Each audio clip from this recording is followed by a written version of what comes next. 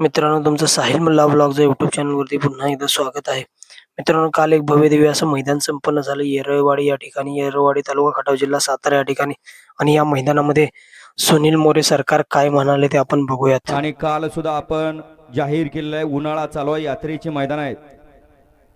आपल्याला ऊन लागल्यानंतर आपण डोक्यावरती टावेल घेताय, टोपी घेताय. मुख्या बैलाला या ठिकाणी खाली 10 गट सोडल्यानंतर बऱ्याच वेळा बैल उन्हात राहतोय आणि बैलांना त्रास होतोय, त्यामुळे आपण 5-5च गट खाली सोडणार आहे.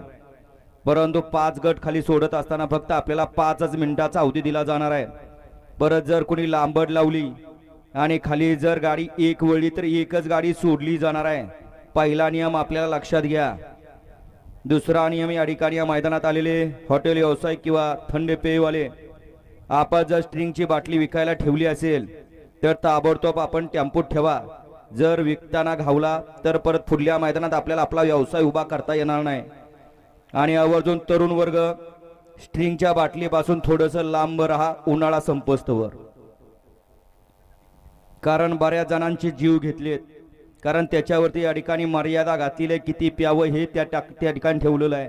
परंतु माणूस झिंकटायला लागलाय, त्यामुळं माणूस काय ऐकणं झालाय, एकच्या ठिकाणी 3-3 बाटल्या प्यायला लागलाय. नाहक घरच्यांना त्रास व्हायला लागलाय. रोज प्रत्येक गावात एक तरी बळी जायला लागलाय. त्यामुळे आपणही समजून घ्या. कोण पेत असेल तर त्याला सांगा पिऊ नका बाबा, इथं उसाचा रस शेजार आहे, चांगलं 4-5 ग्लास पी.